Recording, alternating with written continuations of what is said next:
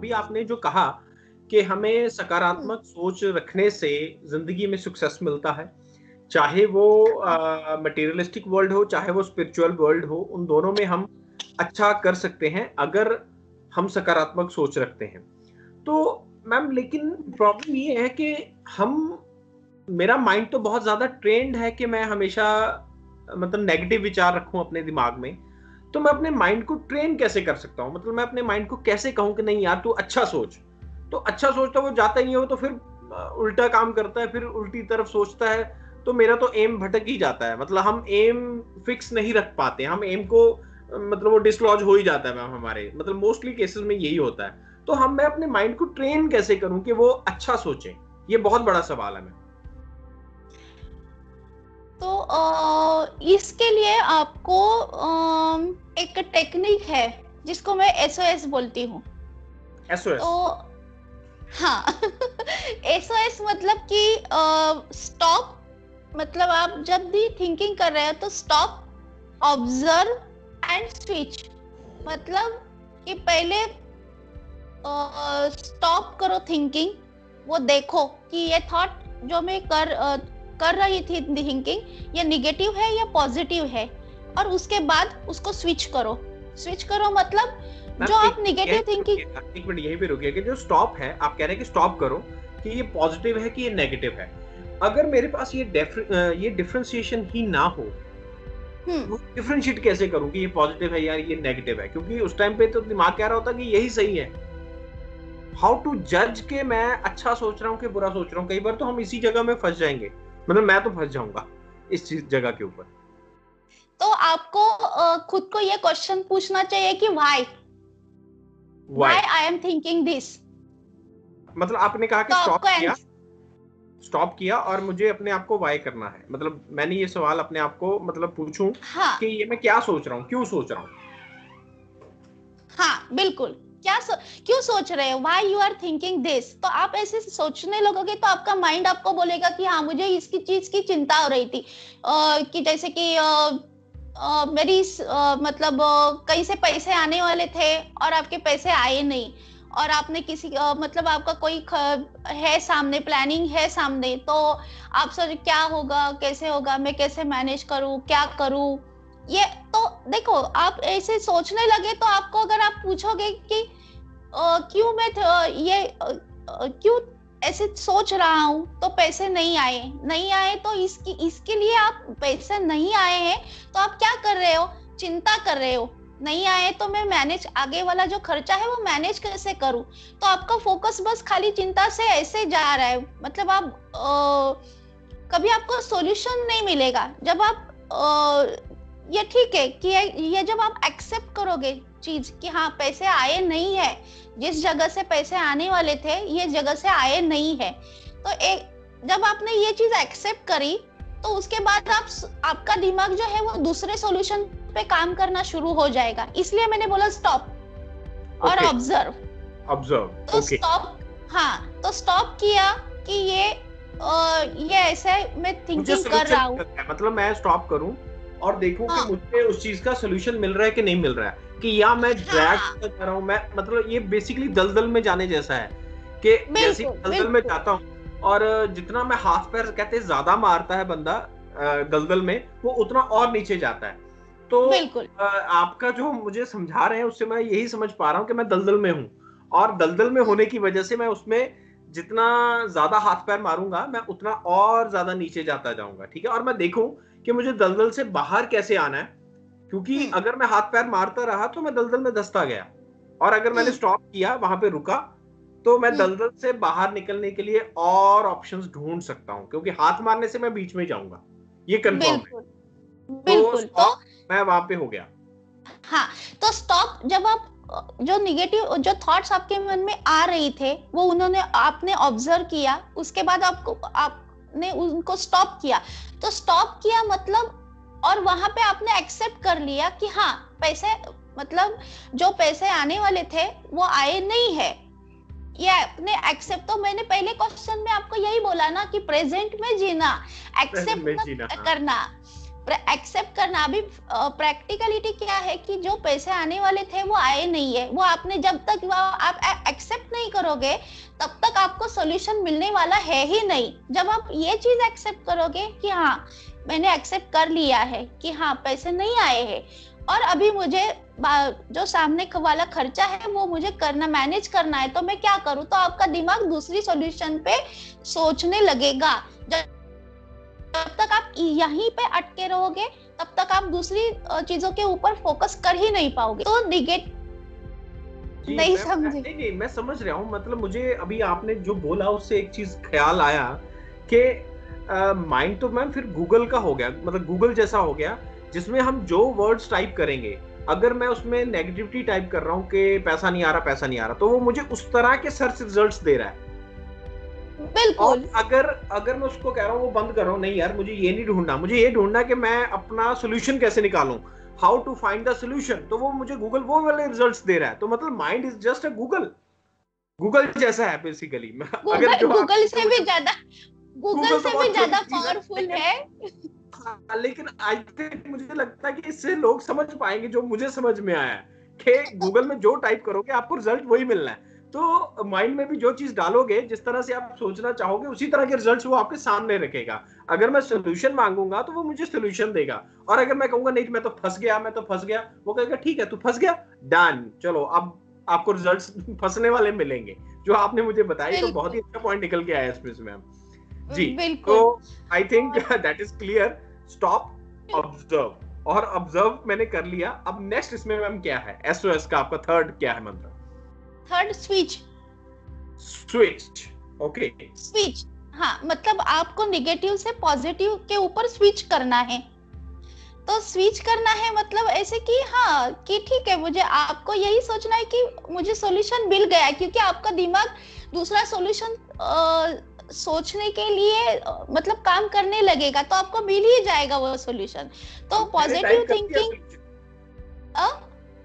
मैंने टाइप कर दिया उसमें कि अब मुझे सॉल्यूशन चाहिए, तो अब वो मुझे सॉल्यूशन देगा। हाँ बिल्कुल, सॉल्यूशन मिलेगा। तो पॉजिटिव थिंकिंग मतलब जब ऐसे होता है बहुत बार कि ठीक है, ये उसका थोड़ा सा आगे वाला भी है, मतलब ये पॉइंट आगे में बोलने वाली थी कि जब ऐसे बहुत सारे मन में नेगेटिव थॉट्स ऐसे बहुत सालों से ऐसे जब रहते हैं मन में और आपको उनको निकालना है, तो एक ये होता है कि जो मतलब जो नेगेटिव थॉट्स है उनको हम लोग बोलते हैं कि एग्जैक्टली अपोजिट कॉन्ट्राडिक्टरी थॉट्स आपको लिखना है वहां पे, मतलब कि पेन डाउन कर।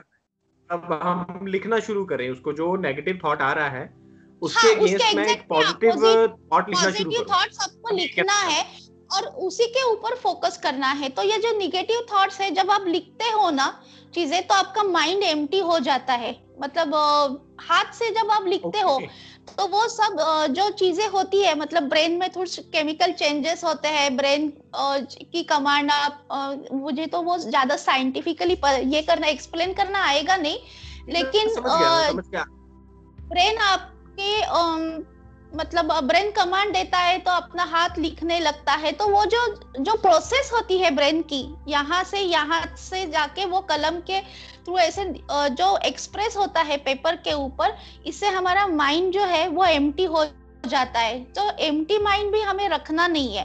तो एम्प्टी माइंड के जगह पे, वहां पे निगेटिव थॉट्स की जगह पे जब हम पॉजिटिव थॉट्स डालते हैं तो वो रिप्लेसमेंट हो जाती है। मतलब जो भी है निगेटिव थिंकिंग थॉट्स जो है उनको हमेशा पॉजिटिव थॉट्स रिप्लेस करने होते हैं।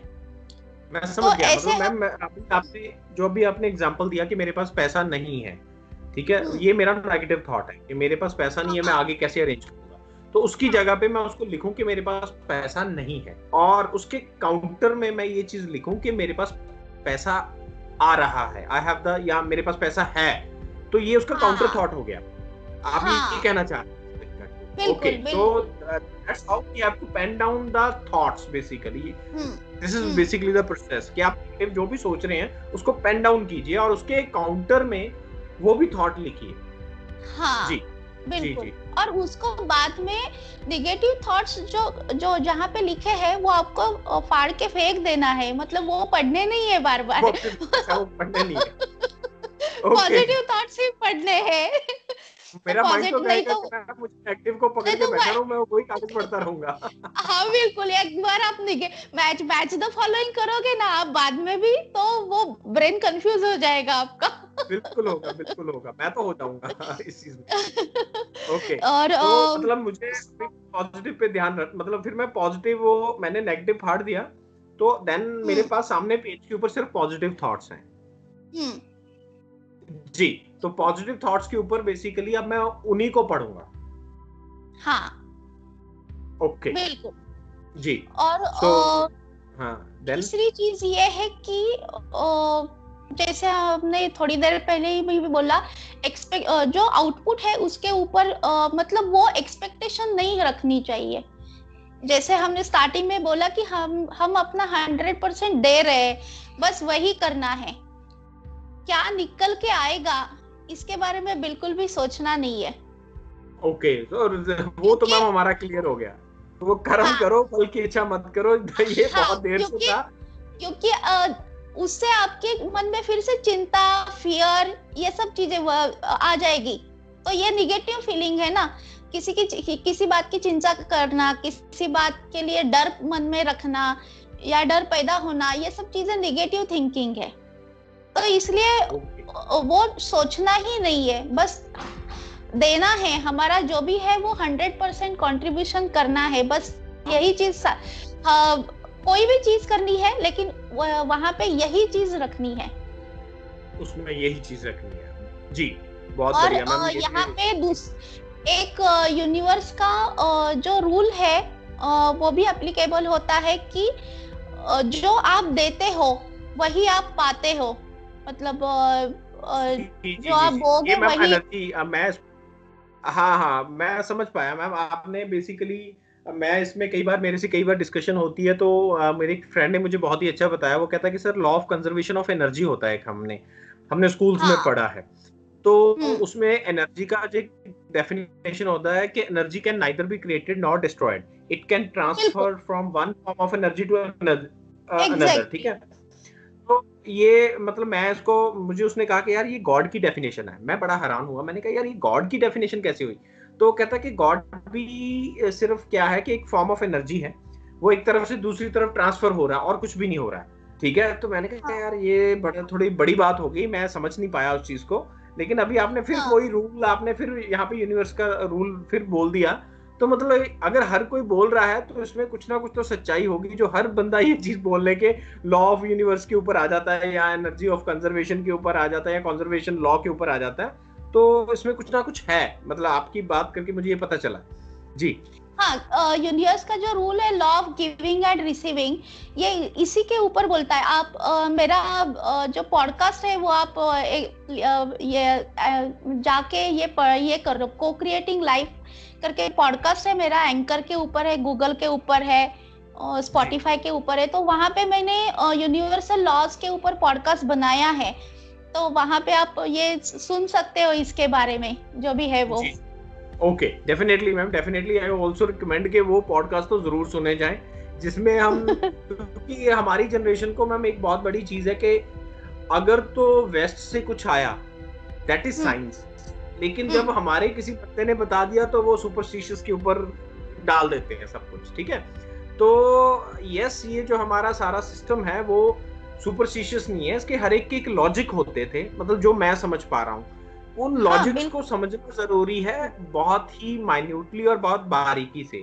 कहीं ना कहीं पे हमारी जो कुछ पुरानी जनरेशंस थी वो अगली जनरेशन को ये लॉजिक्स इम्पार्ट नहीं कर पाई, और आज की जनरेशन वो लॉजिकल है और वो विदाउट लॉजिक कोई चीज समझ नहीं पाती है। तो हम ये लॉ ऑफ जो भी आपके यूनिवर्सल लॉज है ये जरूर सुनने चाहिए, क्योंकि शायद हो सकता है कि वो पुराने कॉन्सेप्ट्स को विद लॉजिक समझ पाए कि हाँ इसके पीछे कोई लॉजिक। जी, तो बहुत बढ़िया मैम। दीपक चोपड़ा जो है ना, बहुत बड़े ऑथर है दीपक चोपड़ा, आप सबको हमको पता है। तो उनका एक बुक आता है universal laws of 7 spiritual laws of success करके। तो बहुत ही ऐसे पॉकेट बुक है, बहुत ही छोटा है, आधा एक घंटे में आपका पढ़ के भी हो जाएगा, लेकिन बहुत अच्छी बुक है वो, बहुत ही अच्छी बुक है। और मतलब एक तरह से हमें कैसे जीना है ये बुक सिखा देती है। पॉकेट बुक है लेकिन वो पूरी सिखा देती है हमें। बहुत ही अच्छी, आप जरूर पढ़ना ये बुक। डेफिनेटली मतलब हर किसी को पढ़नी ही चाहिए, मैं तो रिकमेंड करूंगी। नहीं डेफिनेटली मैम, ये बहुत अच्छा आपने बताया। अब